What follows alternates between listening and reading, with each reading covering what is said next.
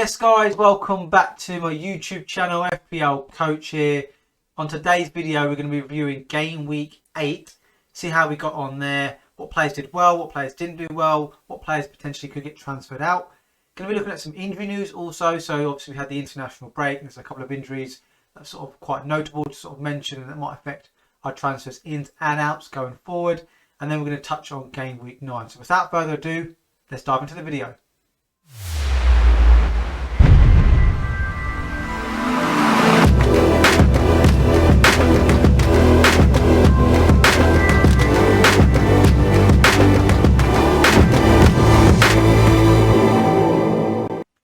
Okay guys, as you can see, I have wildcarded now. If you watched our wildcard draft video, you would have seen on there was a couple of different wildcard scenarios I created. One being quite template, the other one being quite risky, quite on the front foot if you like. But I also mentioned of when I was going to use my wildcard. So I was planning to use it in Game Week 9 or 15 if I could plan really well. However, I did caveat that by saying I could use it in Game Week 8 depending on how the internationals went and how I was kind of just feeling about my squad really. So I've decided to use my wildcard. I've got 0.2 million in the bank. The players on the left hand side, they're the players I sold. So Bruno, who actually got an assist, Bissouma, Greenwood, who actually scored, Brandon Williams, Sanchez, who kept a clean sheet, Luke Shaw, Ben White, Pericard, who's no longer in the game, and Rudiger. Now Rudiger actually bought in the week before, but obviously with the injury news and him being ruled out for Game Week 8, I decided to actually bring in Reece James. So the players on the right hand side are the players I brought in. So Diaz, Rafinha, Reece James, Cancelo, Ramsdale, Brownhill, Trent, Foden and Tony. Players who sort of contribute, if you like, for this game week in a positive way.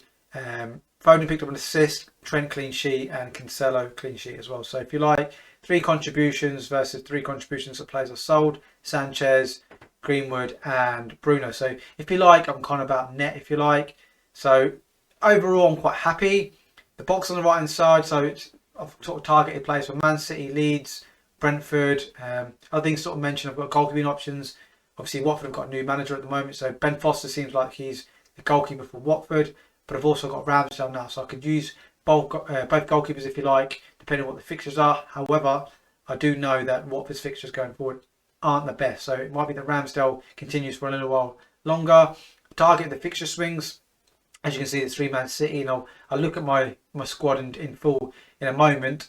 I've also thought about formations as well, so I'm most likely to play 3 at the back, 4 possibly, and even 5 potentially. Just depends on the fixtures. And I've got 3 strikers, so most likely play 3 strikers most weeks, and midfielders where I'll probably be benching most of my players.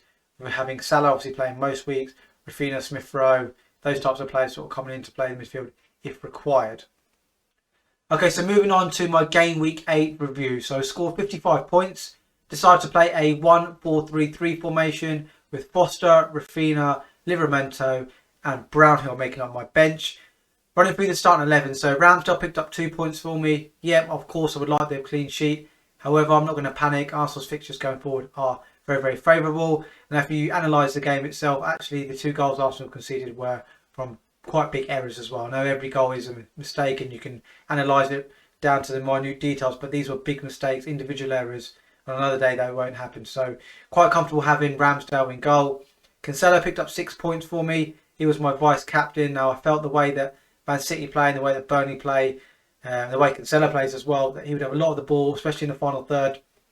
Great chances, possibly get himself on the score sheet as well. Another day he could have had a 10, 12, 15 point haul. The expected goal involvement was something like 2.34 for Game Week 8 as well. So yeah, it is what it is. Trent picked up 6 points for me. Liverpool had the game sewn up after sort of an hour or so. So he got some rested minutes, came off after around 65, 70 minutes, something like that. So I don't mind that at all, actually. Get the clean sheet in the bag. We'll keep moving. Reece James picked up 1 point and so did Ruben Diaz. We'll come to them a little bit later on in more detail.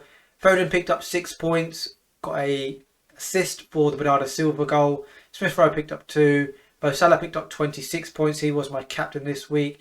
Picked up a goal, an assist and some bonus points. And then up front, nothing to really shout home about. Tony 2, Jimenez 1 and Lukaku 2 as well. Running through the bench, Foster picked up 1, Rafinha 0, Livramento 6. On another day, could have had his points. And then Brownhill picked up 2 as well. So Overall, 55 points is a small red arrow, moves me down to 268,181 with overall points of 515. So a red arrow of about 20k, 22k.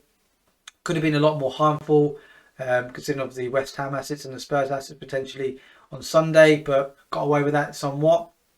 Touching on Reece James, Diaz and Jimenez, yes, really disappointed they all come on and got 1 point and had them cameos. 2 of them 3 didn't play, then I would have got the Livramento points and potentially a green arrow there. However, I'm quite relaxed going forward now because I'm quite comfortable because they've all had their rest now. They've had their minutes sort of taken away from them and they're more likely to play the games going forward. So yeah, quite relaxed about that. On the other hand, some people might say, you know, Cancelo and Foden are more likely to get rested going forward. Yes, I get that. I'm quite comfortable with my pet roulette situation. I've got the squad to cover it, etc. So it is what it is. I'm looking at for upside gaining there potentially with the Man City boys. Wasn't to be this time round. Potentially another week it could happen. So it is what it is. Just my squad value is 101.4 million. I've got 0.2 million in the bank, which I mentioned earlier. And obviously this was my wildcard squad. Okay, so moving on to some injury news that happened over the last couple of weeks in terms of international break and then maybe on the back of game week 8. Now, we knew about Antonio Rudiger. Tuchel confirmed that going into game week 8 that he wouldn't be playing in game week 8 against Brentford. He had a bit of a back injury from the international break away with Germany. So he missed the Brentford game. Now, he was pictured back training this morning ahead of the Champions League game this midweek. So provided he gets through that, maybe gets some minutes, he should be absolutely fine for game week 9. However, if you are thinking about transferring him back in or just bringing him in altogether, I'd wait for the Champions League game to be finished and then obviously make that decision later on, and also wait for the press conferences because just in case he does have a negative reaction if he does play the Champions League game, for example. So Norwich at home, Newcastle away, and then Burnley at home as well. So really fantastic fixtures going forward, not only for Chelsea's defensive assets but also their attacking assets as well, if you can predict those correctly. Rafa Varane, he picked up a thigh injury. Now we think he's going to be back in game week 10/11. If he isn't back then potentially after the international break, the last of the international breaks in 2021. He obviously picked up the injury away with France in the UEFA Nations. The fixtures going forward aren't very kind anyway, so it might be a blessing in disguise that you actually do get rid of him if you did have him. Liverpool at home, Spurs away, and then Manchester City at home. And then beyond that, they've got Chelsea and Arsenal as well. So there isn't much to sort of shout home about there. He hasn't been, or the team haven't been collecting clean sheets, and he hasn't been much of a threat on set pieces either. So, like I said, a blessing in disguise maybe to get rid. And then Ferran Torres, he picked up a metatarsal injury, so a broken a bone in his foot. He's going to be ruled out for maybe 2 to 3 months. So he should be back maybe at the beginning of 2022. Now, fixtures going forward, Brighton away, Crystal Palace at home, Man United away. He's going to miss all those plus a bunch more as well. So get rid of him. It probably makes it a bit easier in terms of maybe selecting other Manchester City assets. Now, obviously, Torres normally plays as a number 9 or on the right hand side. It reduces the chances of rotation in those positions because there's obviously less players to choose from, and maybe helps out the likes of, for example, if there's only Jesus or Mahrez to pick from on the right hand side, and maybe a Sterling or a Foden or De Bruyne to pick from as a number 9. So just reduces the options a little bit. I think for me it makes it that little bit easier.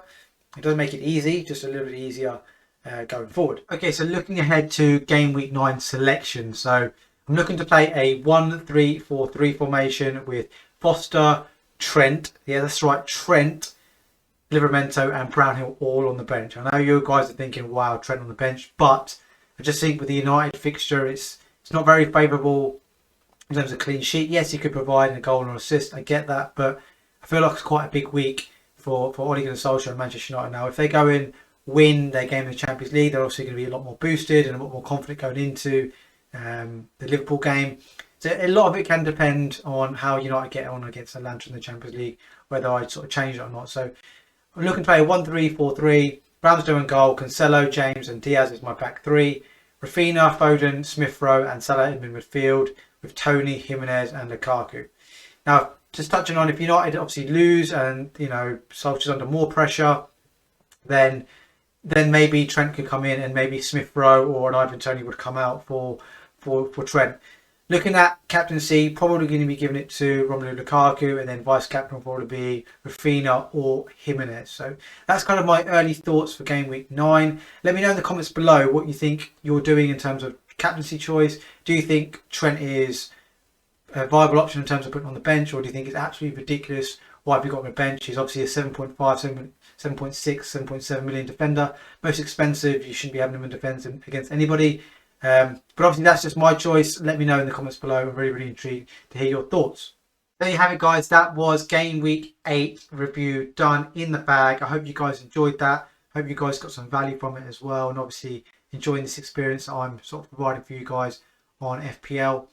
Obviously, we touched on captaincy and possible team selection for game week 9. Let me know in the comments below if you think the Trent situation is a bit of a disaster waiting to happen, or do you think I should put Trent back in the lineup and maybe sacrifice a Smith Rowe or Ivan Toney? Last thing to sort of mention is the socials that you can see on your page right now. The Indian Football Coach TIFC is our YouTube channel. If you haven't subscribed to the channel already, please do so. It helps the channel grow and reach more people in terms of the YouTube algorithm. And obviously click the notification bell as well, because every time we post a new video on our channel, you will be notified. There's obviously a couple of different Instagram handles there. So you've got the Indian Football Coach, which is my business account. I do lots of football content on there. Got the FPL.coach account, which is all FPL related as again. So kind of new to that. Just reached 500 followers on Instagram there. And then the Indian FC is kind of my business account, but also I've got some FPL content on there as well. So please do drop us a follow on Twitter. Also, I'm new to the kind of the FPL scene, as I've kind of mentioned the last kind of 2-3 videos. Yeah, hope you guys have kind of liked my content so far, and we'll see everyone on the next video.